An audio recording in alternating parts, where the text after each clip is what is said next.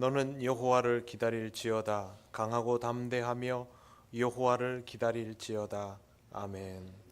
찬송가 16장 하나님께 찬양드립니다.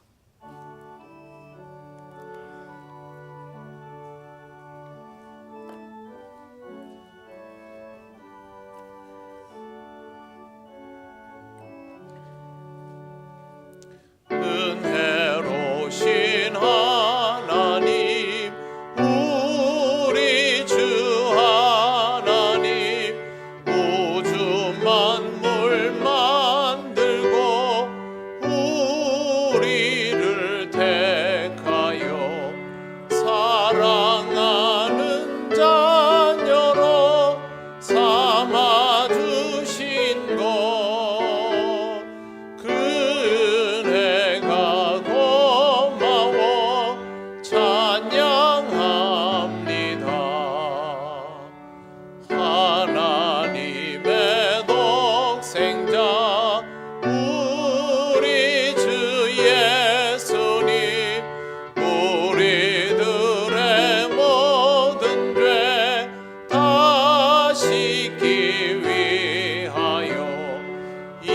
세상에 오셔서 십자가 지신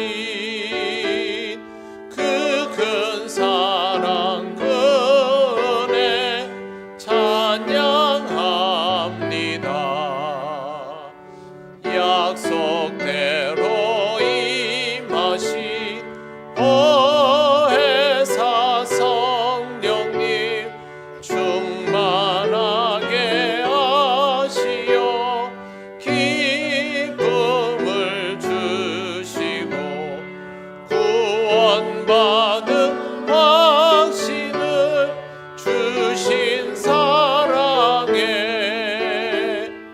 감사하며 찬송을 드리옵니다.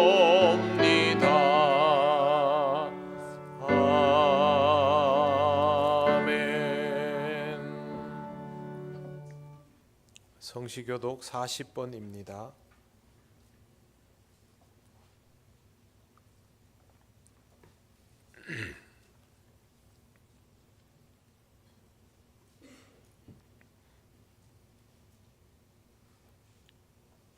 새 노래로 여호와께 노래하라. 온 땅이여 여호와께 노래할지어다.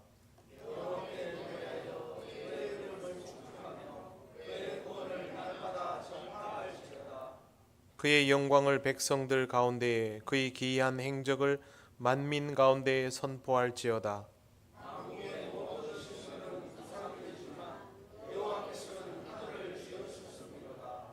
존귀와 위엄이 그의 앞에 있으며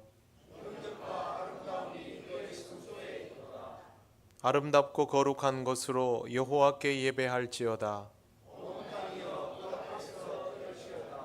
하늘은 기뻐하고 땅은 즐거워하며 바다와 거기 충만한 것이 외치고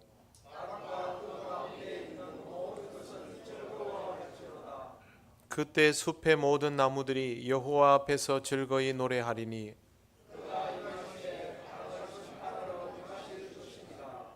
그가 의로 세계를 심판하시며 그의 진실하심으로 백성을 심판하시리로다. 아멘. 나는 전능하신 아버지 하나님 천지의 창조주를 믿습니다. 나는 그의 유일하신 아들 우리 주 예수 그리스도를 믿습니다. 그는 성령으로 잉태되어 동정녀 마리아에게서 나시고 본디오 빌라도에게 고난을 받아 십자가에 못 박혀 죽으시고 장사된 지 사흘 만에 죽은 자 가운데서 다시 살아나셨으며 하늘에 오르시어 전능하신 아버지 하나님 우편에 앉아 계시다가 거기로부터 살아있는 자와 죽은 자를 심판하러 오십니다. 나는 성령을 믿으며 거룩한 공교회와 성도의 교제와 죄를 용서받는 것과 몸의 부활과 영생을 믿습니다. 아멘. 찬송가 300장 하나님께 찬양드립니다.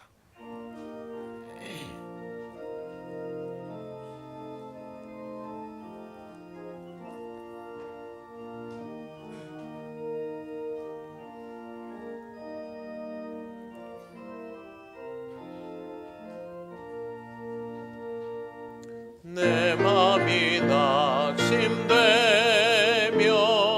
근심에 눌릴 때 주께서 내게 오사 위로해 주시네. 가는 길 캄캄하고 괴로움 많으나 주께서 함께하며 내 짐을 지시네.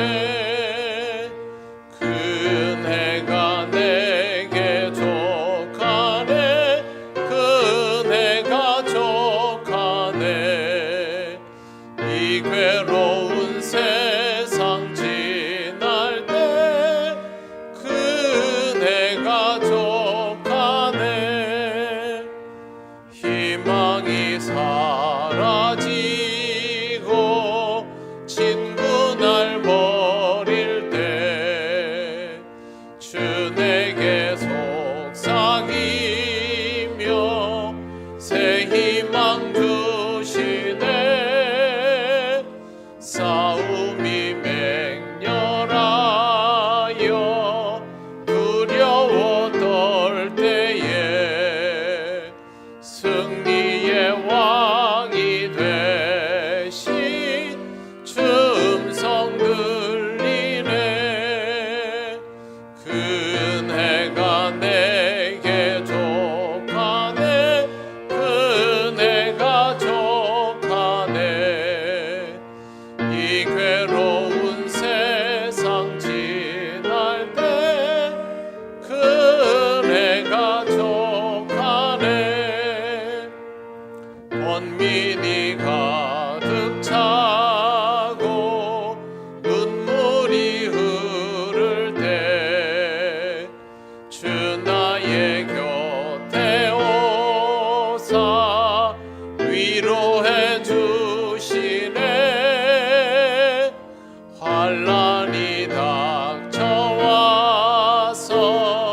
어려움 당할 때 주님의 능력 입어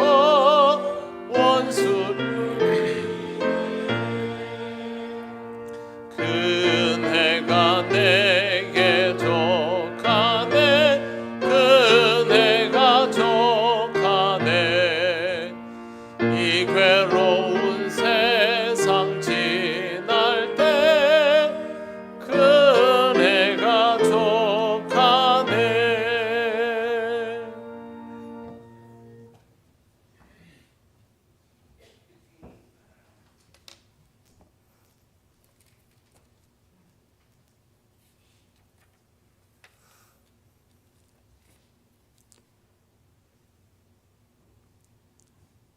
지금도 살아계셔서 우리의 삶을 주장하시는 은혜로우신 하나님 감사합니다. 오늘도 거룩한 주일을 맞아 주의 전으로 인도하심 또한 감사드립니다. 이 시간 하나님의 거룩하신 이름을 찬양하며 영광을 돌리고자 하오니 충만한 은혜로 채워 주시옵소서. 연약한 우리를 긍휼히 여기시는 하나님, 지난 한 주간 우리들은 세상에서 죄악 가운데 거하며 주님께서 가르쳐 주신 길을 가지 못하고 불순종하였음을 고백합니다. 죄를 고백하고 뉘우치고 죄의 길에서 돌아서는 자들에게 제사함의 은혜를 베풀겠다고 약속하셨사오니 회개하는 모든 심령을 불쌍히 여기시고 우리들의 모든 죄를 용서하여 주시옵소서. 사랑의 하나님, 전쟁의 소식으로 어지러운 이 세계에 참된 평화와 화해를 허락하여 주시옵소서. 미움과 보복으로 얼룩진 이 세상에 주님의 사랑과 용서가 싹트게 하여 주시옵소서. 전쟁의 상황에서 삶의 희망을 잃어버리고 낙심하고 시리에 빠진 이들에게 하나님의 말씀을 통하여 새로운 용기와 소망을 얻게 하여 주시옵소서. 아버지 하나님, 이 땅의 모든 그리스도인들이 주 안에서 하나 되어 주님을 영화롭게 하는 성도들이 되도록 인도하여 주시고, 우리 동령교회를 통하여 하나님의 공의와 진리가 선포되게 하시며 구원의 방주로서 이 세상과 이 나라와 이 도시를 변화시키는 역할을 잘 감당하게 도와주시옵소서. 힘들고 어려운 처지에 있는 우리의 이웃을 돌아보는, 또 공감하는 우리 동령교회와 성도들이 되도록 주장하여 주시옵소서.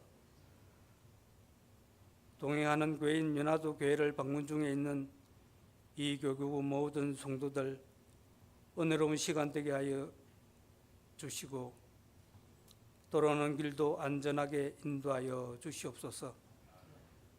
강과 없기는 다가오는 목요일에 수능을 치르는 우리 아이들을 도우셔서 십수년 동안 배운 모든 것들이 생각나게 하시고 실수 없이 평안한 마음으로 시험을 치를 수 있도록 도와주시옵소서.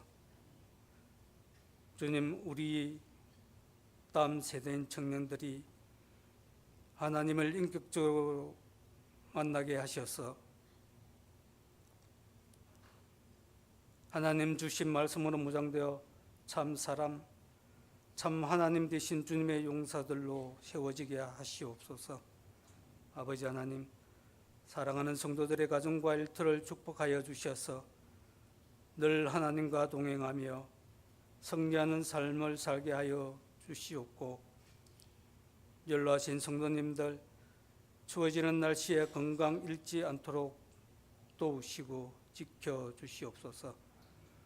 말씀을 전하시기 위하여 단위에 서신 담임 목사님 피곤치 않도록 영력을 다하여 주시옵고, 전하는 말씀을 통하여 우리의 심령이 깨어지고 회개하는 역사가 나타나게 하여 주시옵소서.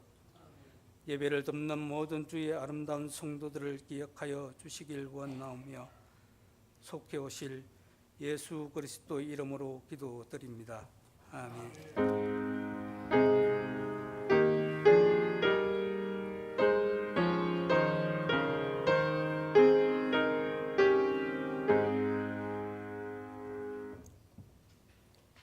하나님 말씀 요한복음 9장 1절에서 3절입니다. 요거를 좀 꺼주시면 좋겠어요. 온도가 너무 올라가서. 네. 요한복음 9장 1절에서 3절 신약 성경 160쪽입니다.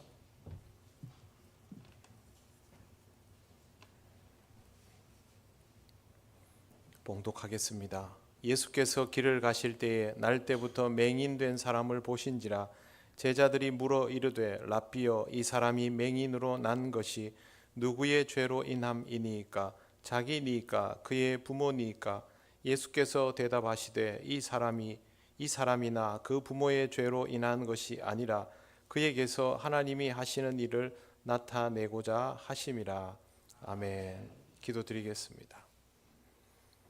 하나님 감사합니다. 오늘도 허락하신 이 말씀을 우리가 전하고 들을 때에 성령께서 우리와 함께하여 주셔서 말씀의 의미를 깨달으며 하나님 허락하신 은혜로 나가게 하옵소서. 예수님 이름으로 기도드립니다. 아멘. 제가 약간 몸살기가 있어가지고 따뜻하니 좋구나 이랬는데 보니까 계속 온도가 올라가서 그러고 말씀을 드렸습니다. 성경 말씀은 참 신비롭습니다. 늘 읽어오고 잘 알고 있다고 생각했던 말씀 속에 새로운 비밀이 들어있음을 발견하게 될 때가 많기 때문입니다. 오늘 우리가 읽은 본문도 그렇습니다. 굉장히 익숙한 본문이지만 또 한 번 우리의 인생을 살아가다 들여다보면 그동안 보지 못했던 것을 볼 수 있게 됩니다. 예수께서 길을 가실 때 맹인 한 사람을 보게 되었습니다. 맹인은 당연히 예수님을 알아볼 수 없지만 예수님은 그 사람을 한참 동안 보셨던 것 같습니다. 만약 예수님께서 그냥 그 자리를 힐끗 보고 지나치셨다면 제자들이 그 맹인에 대한 질문을 하지는 않았을 것입니다. 랍비여, 이 사람이 맹인으로 난 것이 누구의 죄로 인함이니까? 자기니까? 그의 부모니까?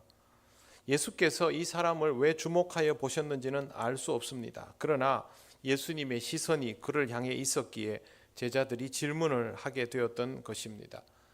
제자들의 질문에는 한 가지 전제가 있었습니다. 이 사람이 맹인으로 난 것이 누구의 죄로 인함이니까? 자기니까? 그의 부모니까?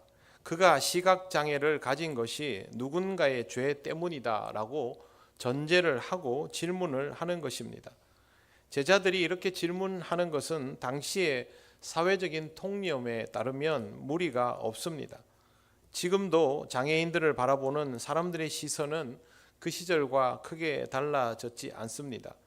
측은지심과 동정심을 가지고 있을 뿐만 아니라 자신도 모르는 사이에 장애는 무언가 잘못되었기 때문에 일어난 결과다라고 생각을 하면서 장애인을 보는 경우가 허다하기 때문입니다. 지금 이 시대에도 여전히 이런 통념이 자리 잡아 있을 정도이니 2000년 전 예수님의 시대에 사람들이 이렇게 반응하는 것은 놀랄 일이 아닙니다. 적어도 유대인들은 태어날 때부터 장애가 하나님의 의도라는 것에 대한 확신이 있었습니다. 하나님의 의도라는 것을 간파한 것이 굉장히 신앙적으로 보일 수 있지만 그 의도를 오해한 것이라면 전혀 신앙적인 것이 아니게 됩니다. 그들은 신앙적인 듯 보이지만 사실은 신앙적이지를 않았습니다. 예수께서 그들의 질문 속에서 그들이 가지고 있는 전제 자체가 잘못되었다라는 것을 분명하게 밝혀주십니다. 이제 3절을 보십시오. 예수께서 대답하시되 이 사람이나 그 부모의 죄로 인한 것이 아니라 그에게서 하나님이 하시는 일을 나타내고자 하심이라. 부모의 죄 때문도 아니고 이 사람의 죄 때문도 아니다. 그렇다면 누구의 죄 때문도 아니다라는 말이 됩니다. 태어나면서부터 가지게 된 장애가 누구의 죄 때문도 아니다라는 예수님의 선언은 굉장히 중요합니다. 만약 장애가 누구의 죄 때문이라면 사람이 태어나면서부터 가지게 되는 개인적인 약점 같은 것들이 모두 누군가의 죄가 되기 때문입니다. 장애만 그렇겠습니까? 병약한 아이로 태어나는 것, 선천성 심장질환 같은 것을 가지고 태어나는 것도 모두 누군가의 죄를 원인으로 물어야 하는 상황이 되어버릴 수 있습니다. 좋은 부모 아래에서 태어나지 못한 것은 누구의 죄 때문입니까? 지난 금요일에 입양아로 보내졌던 스티브 모리슨 장로님 같은 경우가 그러합니다. 노숙자와 장애인들을 위하여 혼신의 힘을 다해 살고 있는 전직 스타크래프트 프로게이머 출신인 서진교 목사님도 부모가 다 알코올 의존증 환자였습니다. 그리고 하나님의 일을 그토록 열심히 하던 중에 태어난 아이가 중복장애를 가진 자폐아였습니다. 초등학교 4학년 때부터 동생을 돌봐야 했던 양진철 목사님은 한쪽 시력이 없는 상태인데도 그의 동생은 심지어 자폐의 중복장애입니다. 누구로 인하여 이런 인생을 가지게 되었습니까? 이런 경우들은 일반적이지 않고 특별한 경우다라고 생각하는 이들도 많을 것입니다. 그러면 아토피를 가지고 태어난 것은 어떻게 받아들여야 합니까? 신경질적인 아버지, 가난한 가정 환경, 잦은 가정 불화, 우울한 어머니, 숨도 쉬지 못하게 자식을 몰아붙이는 아버지, 태어나 보니 시골 깡촌, 그 중에서도 제일 어려운 가정, 이런 것들은 누구의 책임입니까? 날 때부터 맹인된 사람의 이유를 죄에서 찾으려면 우리는 모든 인생에서 죄를 억지로 들추어 내어야 합니다. 저와 여러분이 가지고 있는 모든 핸디캡은 다 죄 때문이 되기 때문이죠. 이런 것들을 생각하지 못하고 있는 제자들의 모습은 참 어리석은 것입니다. 그러나 우리도 이렇게 생각하며 살아갈 때가 많습니다. 예수님께서 주신 이 말씀 속에서 좋은 예를 보았으니 여러분은 이제 이런 비슷한 관점도 가지지 않도록 하시기를 바랍니다. 선입견으로 사람을 바라보는 것 자체가 죄입니다. 예수님의 대답은 너무도 명확하였습니다. 하나님이 하시는 일을 나타내기 위해서, 하나님이 하시는 일을 나타내고자 그가 이렇게 맹인으로 태어났다면, 그가 이렇게 맹인이 된 것, 시각장애인이 된 것은 하나님의 설정값입니다. 알고 보면 저와 여러분의 출생도 환경도 모두 하나님의 설정값이죠. 출생은 너무도 다양합니다. 우리들의 다양한 출생이 모두 하나님의 설정값입니다. 당연하지 않습니까? 하나님이 우리를 만드시고 이 세상에 보내어 주셨으니 우리의 태어남은, 우리가 그렇게 성장하게 됨은 모두 하나님의 설정값인 것이죠. 그리고 예수님의 말씀처럼 이 설정값의 목표는 하나님이 하시는 일을 나타내기 위해서입니다. 하나님께서 그렇게 설정을 해놓은 인생이 쉽든 어렵든 싫든 좋든 그렇게 살아가면서 어느 순간 하나님을 만나게 될 때 그 사람에게 주어진 설정값의 진짜 목적이 구동되기 시작하면서 그에게서 비로소 하나님의 영광이 드러나게 되는 것입니다. 예수님은 날 때부터 맹인된 이 사람을 그냥 지나치지 않았습니다. 내가 세상에 있는 동안에는 세상의 빛이로다 라는 말씀을 하시고 땅에 침을 뱉어서 진흙을 이겨 그의 눈에 바르시고는 실로암 못에 가서 씻으라고 하셨습니다. 그 사람은 예수님께서 시키시는 대로 실로암 못으로 가서 씻었습니다. 그랬더니 밝은 눈으로 돌아오게 됩니다. 시각의 장애가 고쳐진 것이죠. 우리는 그가 장애를 고쳤다라는 사실에 주목합니다. 하지만 하나님의 설정값은 그가 장애를 가진 상태로 주님 앞에 이렇게 있게 되었다라는 데에 초점이 맞추어져 있습니다. 주님을 만나면서, 즉 이 땅에 오신 하나님의 임재를 경험하면서 그의 인생의 목적이 드러나고 있는 것입니다. 이 만남은 마치 시므온이 일평생 이스라엘의 위로를 기다리는 자로 살아왔던 것과 같습니다. 시므온이 태어난 목적이 이스라엘의 위로를 기다리기 위함 아닙니까? 그의 인생에서 누가 그런 이유를 생각했겠습니까? 그러나 결과적으로 그는 이 순간을 위해서 평생을 살았고 어린 주님을 만나며 그 목적을 이루게 되었습니다. 맹인도 지금 이 시점을 위해서 지금까지 앞을 보지 못한 채로 살아왔던 것입니다. 여기에서 예수님을 만나고 예수께서 말씀하신 이유가 바로 이것 때문임을 드러내는 사건의 주인공이 되도록 이 사람이 그토록 준비되었던 것이죠. 이것이 하나님의 설정값입니다. 하나님의 설정값을 다르게 표현하면 하나님이 주셨다가 됩니다. 하나님의 설정값, 그것이 출생의 순간이든 과정의 변수이든 하나님이 주신 것이면 모두 설정값이 되는데, 이것은 하나님의 설정값이 곧 하나님의 은혜임을 뜻합니다. 바울은 이걸 너무너무 잘 알고 깨달으면서 고백하였습니다. 고린도전서 15장 10절을 제가 읽겠습니다. 그러나 나의 나 된 것은 하나님의 은혜로 된 것이니 내게 주신 그의 은혜가 헛되지 아니하여 내가 모든 사도보다 더 많이 수고하였으나 내가 아니요 오직 나와 함께 하신 하나님의 은혜로다. 사람들은 바울이 다른 사도들보다 더 많이 수고했고 영향력이 컸다라는 것에 주목합니다. 그러면 바울은 왜 다른 사도들보다 더 많이 수고하고 더 영향력을 가진 사람이 되었을까요? 단순히 바울의 역량이 더 뛰어나기 때문입니까? 아닙니다. 그가 그렇게 태어나고 그렇게 자라고 그렇게 살아왔기 때문입니다. 처음부터 바울은 다른 사도들과는 출발선이 달랐습니다.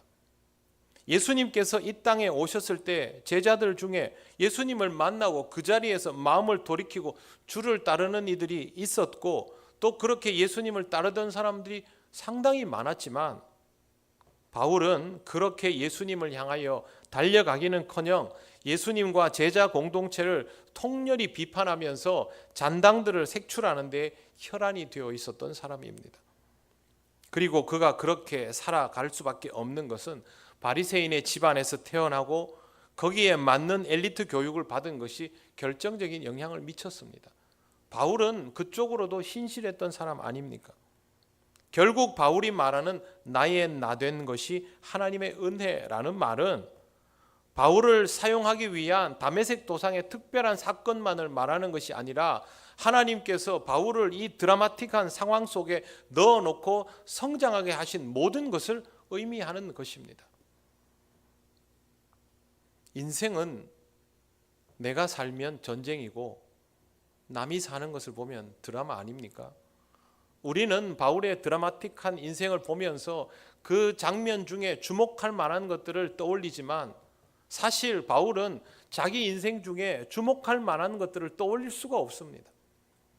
그가 그렇게 살아왔기에 다메섹 도상에 있었던 것이고 다메섹 도상에서 다른 사람들은 경험해보지 못한 통렬한 사건을 만났기에 그의 인생이 어떻게 해서 여기까지 이른다라는 것을 깨닫게 된 것이고 여전히 그런 성정을 가지고 살아가면서도 하나님 앞에 복종하게 되는 것을 은혜라고 말하고 있는 것입니다.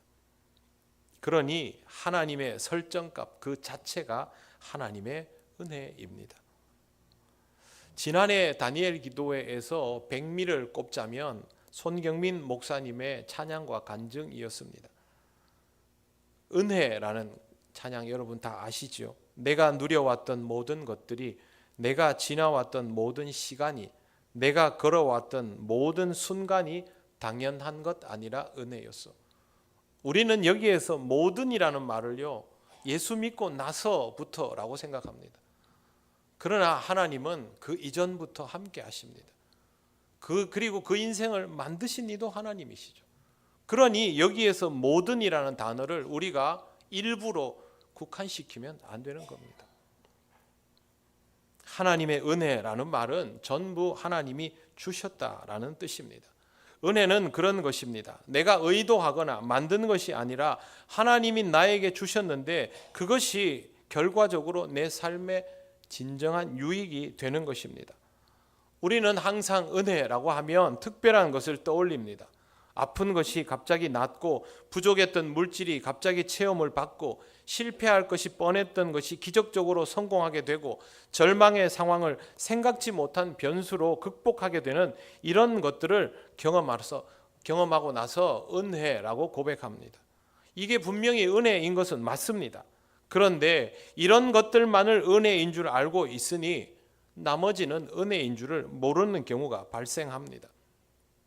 하나님의 은혜는 내가 병이 나음을 통해서 입게 되는 것이다 라고 단정하고 있으면 병 중에는 은혜인 것을 모릅니다. 사업이 성공해야 은혜라고 생각하고 있으면 자꾸만 실패하는 과정들이 은혜인 것을 모릅니다. 수능이 며칠 안 남았는데요, 인서울이 은혜라고 생각하는 사람들도 많습니다.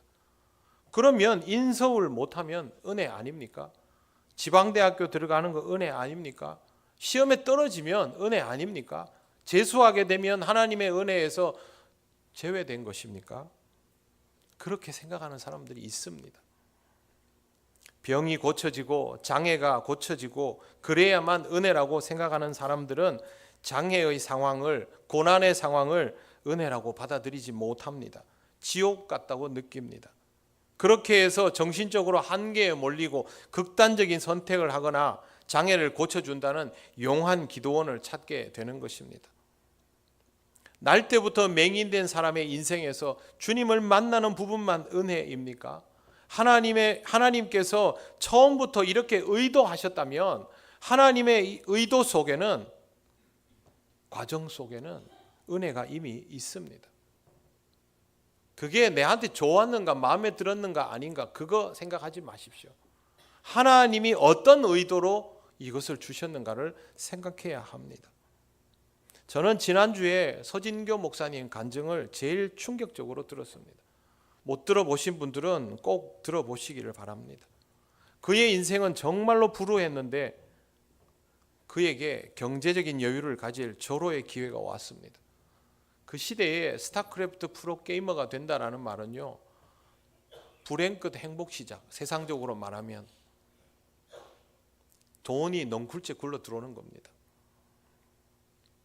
그런데 밤새도록 게임만 하던 어느 날 새벽기도 시간이 된 것을 알고 한 번도 가본 적 없는 새벽기도 자리를 1시간을 걸어서 갔습니다. 그리고 그는 그 자리에서 프로게이머의 길을 버리고 신앙생활에 몰두하면서 검정고시로 수능을 보고 신학교를 가기에 이릅니다. 그런데 하나님이 인생을 바꿔주시지 않았습니다. 계속 부모님은 술을 마시고 집은 계속 가난하고 게임은 끊을 수가 없었고 삶은 달라지지 않았습니다. 예배를 드리며 은혜를 받는데도 그의 일상에는 은혜가 있다고 느껴지지 않아서 하나님께 원망도 많이 했다고 합니다. 결국 신학교를 다니다가 퇴학당했습니다. 등록금이 없어서. 그리고 다시 기회를 얻어서 공부를 하게 되었습니다. 지금 그가 살아가는 모습을 보면 무섭습니다. 그날도 선포하는 내용을 보면 무섭습니다. 단 한 번의 곁눈질도 하지 않을 것만 같은 그런 모습입니다. 목사님이 그럴 수 있었던 이유는 어린 시절의 그 혹독함 때문이라고 저는 봅니다. 최근에 그는 자신의 사역지인 굿윌 스토어에서 사목직을 사임합니다. 뇌전증과 발달장애 자폐 진단까지 받은 3살 아이를 돌보기 위해서 그렇게 내려놓은 것입니다. 그런데 그의 목소리에 조금의 실망도 후회도 주저함도 없었습니다. 그리고 그날 간증을 듣는 우리도 그 얘기를 들으며 이제 목사님이 주의 일을 안 하는구나 라고 생각되지를 않았습니다. 그는 하나님의 설정값을 은혜로 알고 그대로 받아들이는 것이거든요. 서진교 목사님은 아마 아이를 통해서 주시는 하나님의 새로운 은혜를 더욱 받으며 더 성숙한 목회자가 되어 갈 것입니다. 그 아이 자체가 하나님의 은혜인 것을 이미 알기 때문입니다. 모든 것이 하나님의 은혜임을 받아들이는 삶은 이와 같은 것입니다. 모든 것이 하나님의 은혜임을 아는 삶은 과정 속에서 이미 은혜를 경험하는 삶입니다. 병이 낫는 것도 은혜이고 실패하지 않고 성공하게 하시는 것도 은혜이고 원하는 대학에 들어가는 것도 은혜입니다. 그런데 그 이전에 주어진 것도 은혜입니다. 내가 그런 가정에서 태어나고 이런 약점을 가지고 살아가고 있고 성품적으로도 이런 약점이 있고 저런 문제점을 여전히 안고 살아가고 있는 것, 그것이 누구의 죄로 인함이 아니라 부모를 원망할 일이 아니라 하나님의 설정값으로 인한 것이라면 그것 자체가 하나님의 은혜인 것입니다. 혹시 여러분에게 복음을 전해야 할 가족이 많이 남아 있습니까?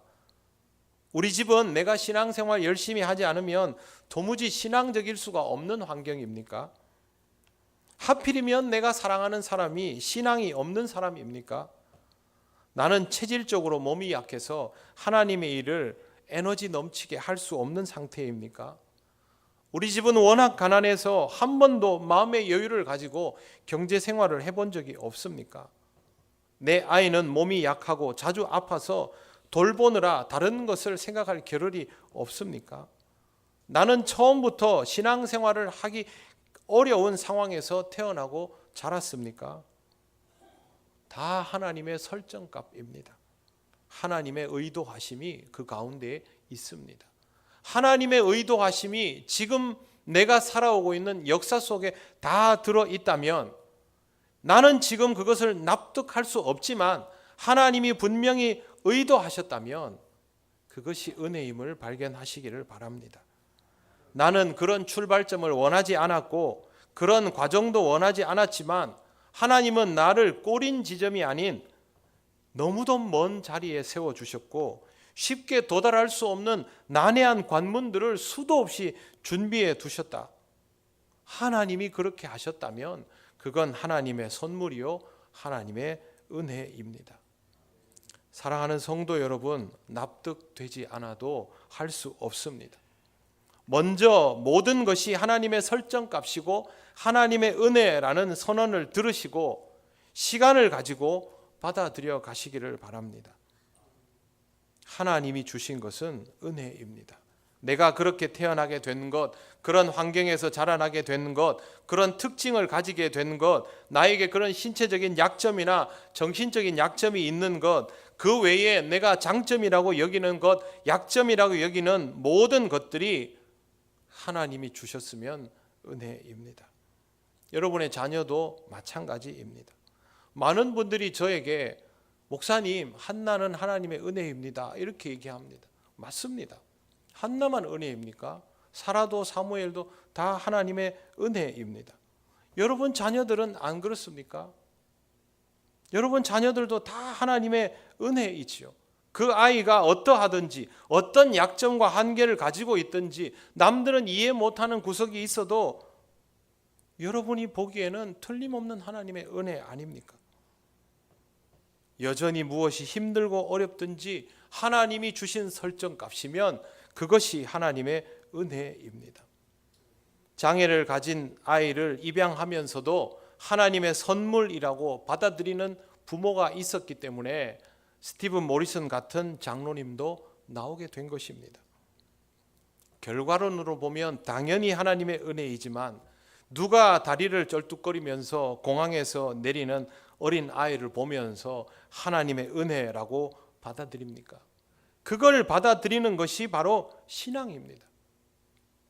여러분에게 주시는 모든 조건이 하나님의 은혜라는 것을 새삼스럽게 깨달아가는 한 주간이 되시기를 바랍니다.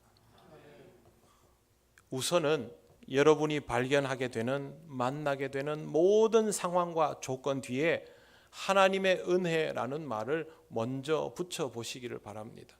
그리고 이것이 왜 하나님의 은혜일 수밖에 없는지를 묵상하시기를 바랍니다. 다시 정리를 하면 하나님의 특별한 개입, 우리 인생의 축을 바꾸는 개입은 하나님의 은혜가 맞습니다. 그런데 더 중요한 사실은 그 길까지 인도하시는 이도 하나님이십니다. 그리고 그것이 나에게 드라마틱한 숙제가 되도록 나를 만드신 이도 하나님이십니다.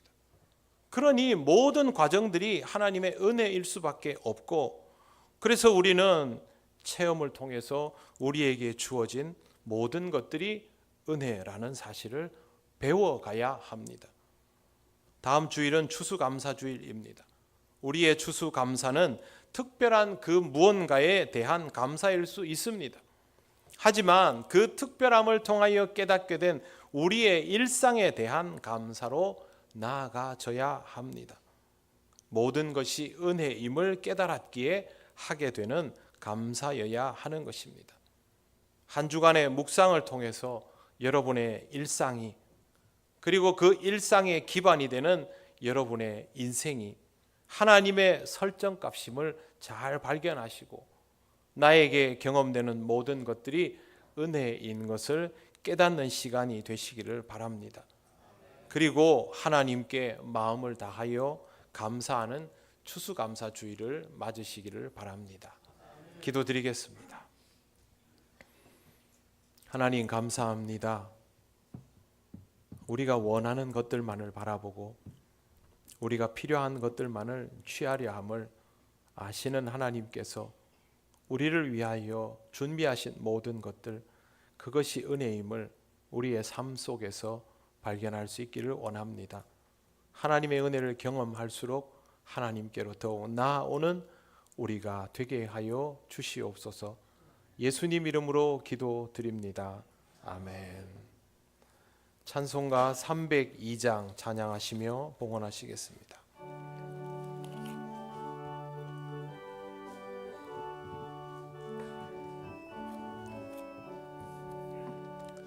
내 주 하나님 넓고 큰 은혜는 저 큰 바다보다 깊다.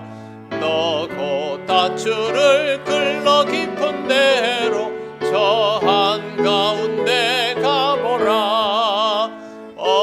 언덕을 떠나서 창파에 배 띄워 내 주 예수 은혜의 바다로 내 맘껏 져가라. 왜 너 인생은 언제나 거기서 저 큰 바다 물결 보고 그 밑 모르는 깊은 바다 속을 한 번 헤아려 안 보나. 언덕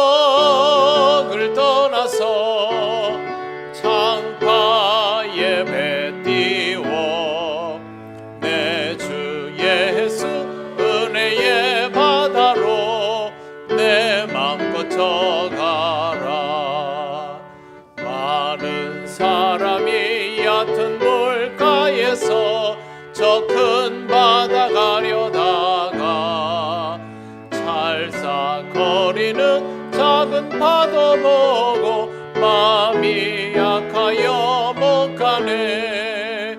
언덕을 떠나서 창파에 배 띄워 내 주 예수 은혜의 바다로 내 맘껏 져가라.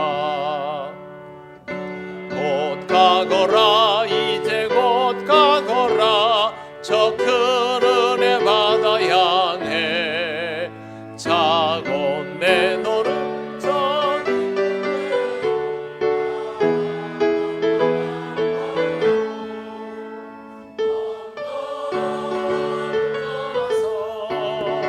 창파에 배 띄워 내 주 예수 은혜의 바다로 내 맘껏 져가라.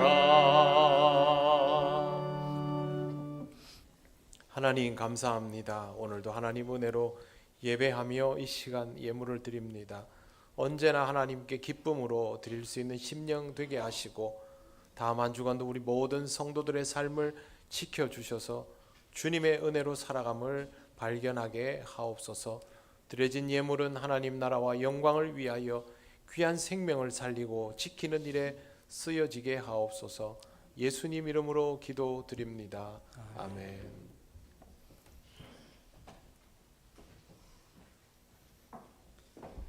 교회 소식 전하겠습니다. 예배에 나오신 모든 분을 환영합니다. 처음 오신 분은 새가족부의 안내를 받으시기 바랍니다.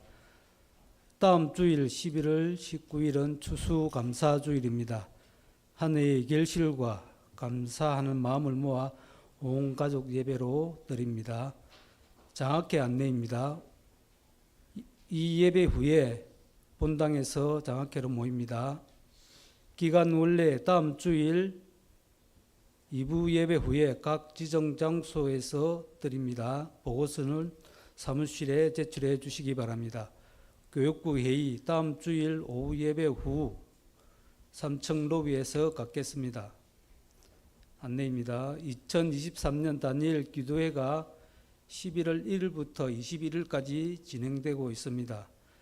다니엘 기도회 기간 동안 새벽 기도회는 따로 드리지 않고 수요 기도회와 금요 기도회는 다니엘 기도회로 대체됩니다. 주일 오후 예배는 그대로 드립니다. 북신과 중림 방면에 차량을 운행합니다. 이용하실 분은 교역자에게 문의해 주시기 바랍니다. 하반기 이후 초청주일 12월 24일 주일 기도하며 하나님께 드릴 귀한 생명을 마음에 품으시기 바랍니다. 추수감사주일부터 초청할 이웃의 명단을 받습니다. 기도로 준비해 주시기 바랍니다. 동행교회 방문, 오늘 이 교구는 연화도 교회와 동행주일을 보냅니다. 은혜로운 동행주일이 되도록 기도해 주시기 바랍니다. 통영 시찰의 회원단합대회가 내일 11월 13일에 있습니다. 진주 남로의 남성교회 연합회 정기총회가 11월 18일 토요일 오전 10시 30분 남해읍교회에서 있습니다. 대학 수학능력 시험이 오는 11월 16일 목요일에 있습니다. 수험생들을 위해 기도해 주시기 바랍니다. 2024년 달력 수령은 사무실에 문의해 주시기 바랍니다. 그리고 주부에 없는 안내 말씀드리겠습니다. 함께 가는 교회 임직식이 오늘 오후 2시 30분에 있습니다. 참고해 주시면 고맙겠습니다. 이상입니다.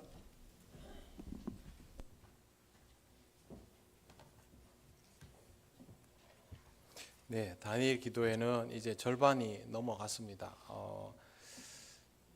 교회에도 많이 오시고요. 뭐 70명, 60명 정도 꼬박꼬박 오시고, 또 저는 그 정도 숫자가 또 집에서도 참여하시는 것으로 생각을 하고 있습니다. 여러분에게 한 가지 권면드릴 것은, 하나님께서 은혜 받을 수 있는 기회를 주시면 그 기회를 어떤 방식으로든 적극적으로 사용하여서 여러분이 충전받을 수 있는 기회로 삼으시라는 것입니다. 신앙은 은혜 받지 못하고 충전받지 못하면 더 깊어지기 어렵습니다. 여러분의 영적 성장을 위해서도 남아있는 시간을 잘 사용하시고, 이왕이면 교회에 오셔서 함께 찬양하고 함께 기도함으로 함께 은혜 누리면 좋겠습니다.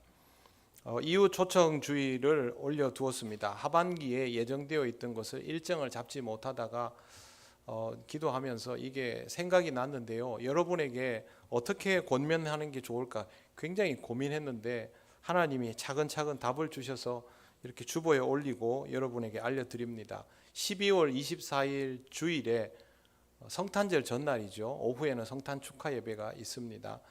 이날 초청을 해서 오시면 우리와 함께 예배를 드리고 같이 식사하고 성탄 축하 예배도 함께 드릴 수 있고, 어린 시절 교회 다 다녀봤지 않습니까? 그래서 이 날이 가장 좋겠다라는 생각을 했는데, 그래도 전도하는 것이 쉽지 않은 일이라서 부담을 가지고 있었는데요. 금요일에 그 스티븐 모리슨 장로님이 이런 얘기를 하셨습니다. 크리스마스에 하나님께 무슨 선물을 해야 할까요? 저는 머리 한 대 맞은 것 같았습니다.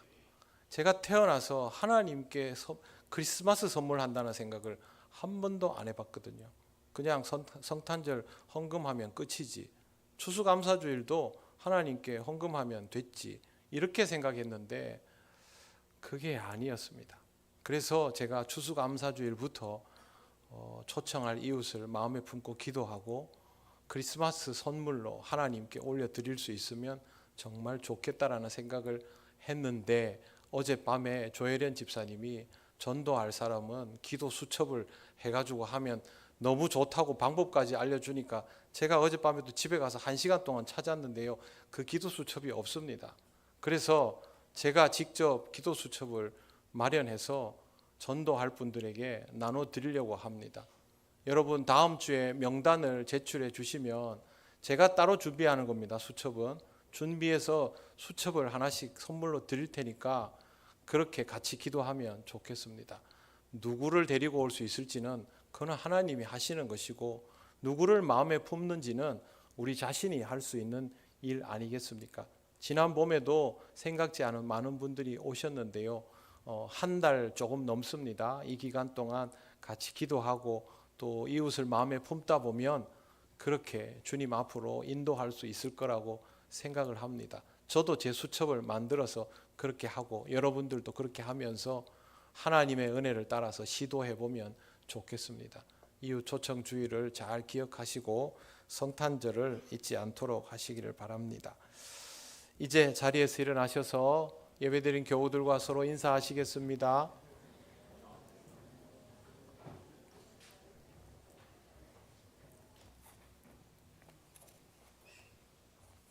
찬송가 635장 주기도문 찬양 드립니다.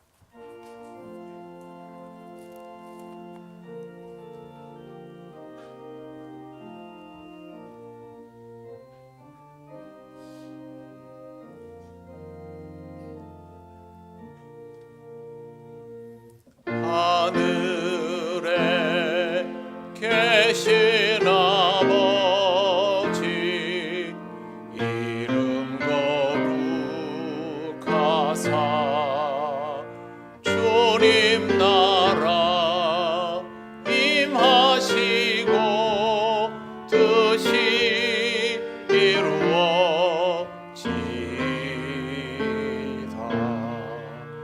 일용할 양식 주시고 우리들의 큰 죄 다 용서하옵시고 또 시험에 들게 마시고 악에서 구원하소서. 내게 주의 나라 주의 권세 주의 영광